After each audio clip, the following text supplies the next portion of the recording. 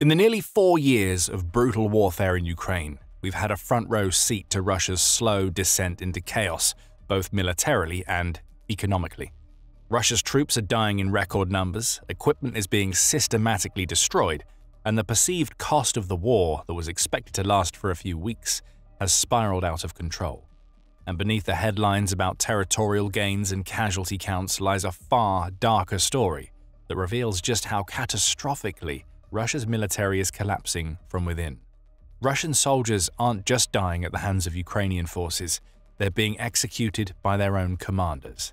Some soldiers fight back, killing officers who order them on suicide missions, but that's just par for the course for a military system that has completely lost its bearings and can collapse from within. Let's examine exactly what's happening inside Russia's crumbling military machine and why it could reshape the entire trajectory of this war, starting with the exact scale of Russia's executions. Now, reports of Russia killing its own soldiers aren't just speculation or Ukrainian propaganda. It's derived from documented evidence gathered by Russian independent media, intercepted communications, and testimonies from Russian soldiers themselves. According to a comprehensive investigation by the independent Russian outlet Verstka, Russian commanders across multiple units are carrying out summary executions of their own soldiers.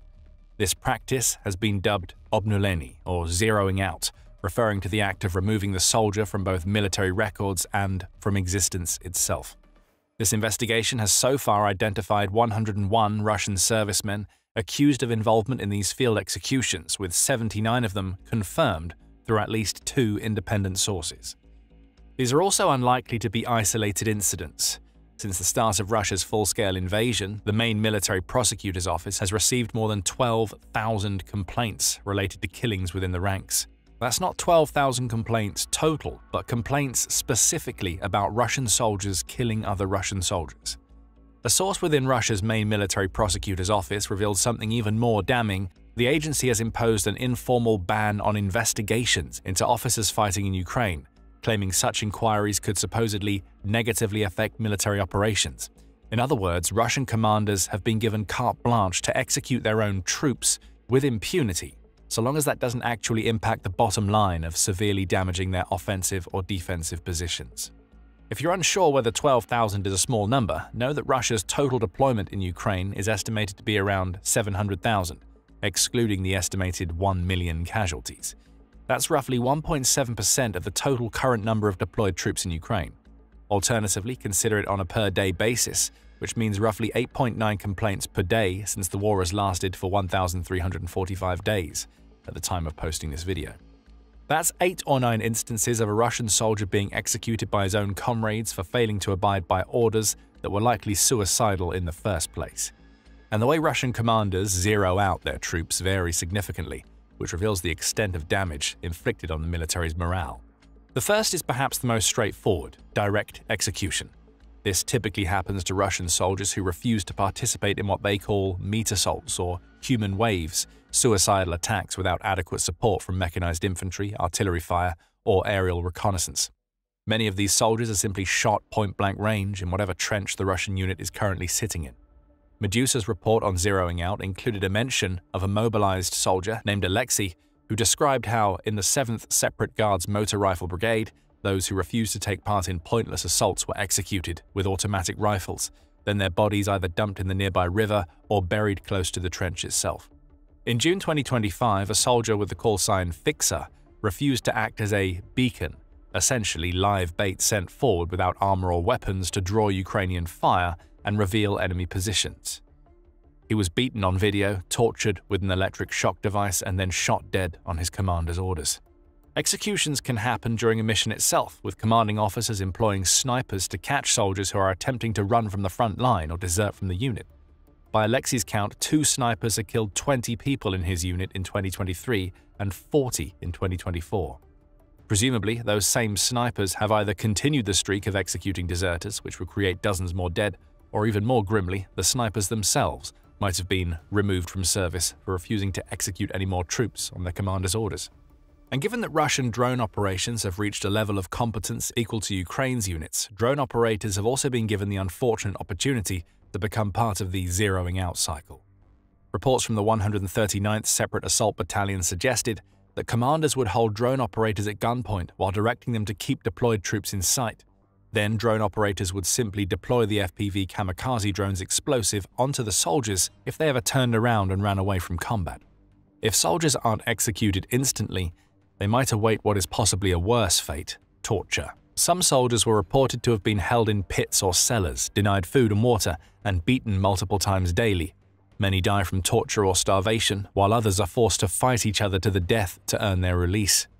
Video footage from May 2025 shows 2 soldiers from the 114th Separate Guards Motor Rifle Brigade in a pit, forced to fight. A voice off camera says, "Commander Kama basically said, 'Whoever fucks up the other one gets out of the hole.'" The 2 men fight with their bare hands, and one stops moving after being put in a chokehold for a minute. We don't see the ultimate fate of the men, and some have suggested that the soldiers are prisoners of war.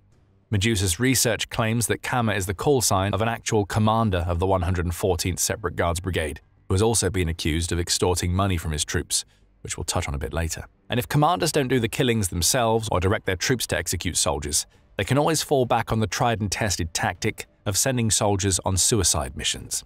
In some cases, these men end up being deployed without body armor, weapons, or even equipment at all. They can't fall back from the mission because the commanders also deploy barrier troops, which are soldiers whose only job is to hold back the line and prevent retreat. Barrier troops then simply force the soldier back or even possibly execute them on the spot if they approach. In one news report from just 10 days ago, Ukraine's drone operators discovered that some barrier troops were also using drones to drop explosives on fleeing soldiers. Using barrier troops in this way could be considered illegal under humanitarian law and could constitute a war crime. These new barrier troops are a perversion of the original system instituted by Stalin, where the barrier troops would be used to round up surviving troops in penal battalions, who were then routinely deployed to the most dangerous or hopeless offensive missions with minimal chances for survival. Even then, the threat of execution was considered a last resort, as the Red Army considered executing a soldier in cold blood a waste. When Russian soldiers are executed by their commanders, the resulting bodies rarely make it home with the truth. Bodies are typically buried in forests or dumped on battlefields with a few rounds fired over them to simulate combat deaths. Officially, these soldiers are listed as missing in action or as deserters, classifications that also deny their families any compensation. Vladislav Bolyakov from the 6th Separate Guards Motor Rifle Brigade described watching his comrade with the callsign Odessa being beaten to death by commanders. According to him, they dressed the body in an old bulletproof vest and helmet, then placed 2 grenades under him and detonated them. To hide the signs of beating that could be detected in a medical examination, the body was left to fester in the heat for several days until it started decomposing. Then they sent it back home labeled "killed in action." When families do manage to file complaints, they face a system designed to protect perpetrators. The same source in the military prosecutor's office who provided Vertska with the complaint data explained that there's currently an informal ban instituted by the main military prosecutor's office on investigating cases involving officers serving in combat brigades in the Special Military Operations Zone. Officers would essentially get immunity from being persecuted until the war ended, in one way or another. Even when investigators from Russia's Federal Security Service, or FSB, attempted to investigate the crimes, they were consistently blocked by the military and administration. According to one FSB investigator, witnesses would routinely end up dead, often by injuries such as evisceration or sliced throats, deaths which, while labeled suicides, often appeared more homicidal in nature. Meanwhile, Russian state media continues broadcasting carefully choreographed footage of triumphant soldiers returning home to grateful families, presenting a narrative of heroism that couldn't be further from the truth. But behind the methods of how is an even grimmer discussion of why these commanders stooped to executing their own soldiers. Vertska's investigation and soldier testimonies reveal a toxic combination of desperation, sadism, and overwhelming greed. Some commanders resort to executions because they see no other way to control troops who know they're being sent to die. In a military system built on rigid obedience rather than professional competence, terror is a relatively straightforward, cheap, and practical management tool. However, the most common motive seems to be simply money. Russian soldiers receive substantial compensation for combat injuries, up to 3 million rubles, roughly $35,000. Commanders have turned this into an extortion racket. The mother of Andrei Baikov, who served in the 80th Guards Tank Regiment's assault company, explained how her son was hit by a car. After receiving compensation for a combat injury, commanders Dutka and Kema demanded half the payout. Baikov refused and bought a Toyota Camry instead. The commanders then ordered him to hand over the car. When he refused again, they had him beaten to death. According to soldiers in the same unit, commanders demand money from soldiers to receive gear to avoid an assault mission or even to stay out of the previously mentioned death pit. One source claimed a military police officer connected to the unit's command had 53 million rubles on his bank card, which was over $600,000. Some commanders also allegedly force soldiers to hand over their bank cards and PIN codes before assaults, supposedly to pass them to relatives if something happens, but the money obviously never reaches families, instead being siphoned to the commander's account. But many Russian commanders are themselves suffering from PTSD, substance abuse, and psychological breakdown. Russia's defense ministry estimates 20% of war veterans suffer from PTSD, yet the country has fewer than one therapist for every 7,000 adults, with even fewer experienced in treating combat trauma. And commanders who do end up returning for multiple deployments witness constant death and operate in an environment of total impunity, become increasingly brutal. In some perverse states of mind, they think that executing a soldier could actually help the rest of the unit stay in line. But the zeroing out practice hasn't gone unchallenged. Russian soldiers are increasingly turning their weapons on the commanders trying to kill them. In June 2025, near Bakhmut, in the contested Donetsk region, Russian troops from a motor rifle unit refused suicidal orders to storm fortified Ukrainian positions without adequate artillery or armored support. When their platoon commander threatened to execute soldiers who wouldn't advance, they shot him dead and then surrendered en masse to Ukrainian forces. According to Ukrainian Defense Ministry intelligence, these soldiers then provided detailed information about their unit's condition, the systematic abuse by commanders, and Russia's desperate manpower situation. The report didn't state exact names or precise locations for security reasons, but it confirmed that such mutinies were becoming more frequent. The incident reveals a fundamental breakdown in military cohesion. Soldiers concluded that they were more likely to survive as Ukrainian prisoners of war than under their own commander's authority. On the front lines, they may be shot from both sides. In a POW camp, they could at least have some semblance of normalcy. This represents the ultimate failure of military morale. When troops would rather surrender to the enemy than continue serving their own country, the war is effectively lost, regardless of how many square kilometers appear on military maps. Ukrainian intelligence has repeatedly publicized these intercepted calls describing Russian soldiers discussing violence against their own officers. The I Want to Live campaign, launched by Ukraine, also specifically targets Russian soldiers with promises of humane treatment as POWs and potential asylum. The campaign has been remarkably effective, precisely because many Russian soldiers see Ukrainian captivity as preferable to serving under their own officers. The executions, desertions, and surrenders are also accelerating Russia's already catastrophic demographic crisis. According to Ukraine's Ministry of Defense, Russia has been estimated to have lost 1,140,000 soldiers who were either killed, injured, treated, or injured and discharged entirely. Additionally, by mid-2025, almost 140,000 Russian soldiers had returned to civilian life after fighting in Ukraine, but it's unclear if the 140,000 figure overlaps with the casualty count. What is known is that the returning soldiers face an economy deliberately structured to pressure them back into active service. Military contracts for soldiers in active combat zones in Ukraine pay approximately 3 times the national average salary, with substantial signing bonuses. Contract soldiers can earn over 150,000 rubles per month, or $1,800, with one report suggesting around 210,000 rubles, or $2,600, an amount they'll never see in civilian employment, where the median salary is only 56,000 rubles per month, or $700. This creates a permanent military caste dependent on continued warfare to maintain their standard of living. Veterans who've become accustomed to high military pay to sustain themselves or their families are now facing up to 70% of a pay cut when out of service. The government deliberately sustains this trap through increased incentives to rejoin the fray and reduced social programs for civilians. Russia's 2025 defense spending exceeds 8% of GDP and accounts for 40% of total federal expenditure, levels not seen since the Cold War era. Meanwhile, spending on social welfare policies is projected to decrease by nearly 16% year over year. The government is essentially bribing soldiers with money stolen from Russia's civilian population and future generations. This is supported by British military intelligence revealing that 160 Russian hospitals were closed in 2024, with medical resources redirected from civilian to military sectors. Ordinary Russians face systematic abandonment while soldiers receive preferential treatment. That is, until they return home and discover the support systems don't actually function.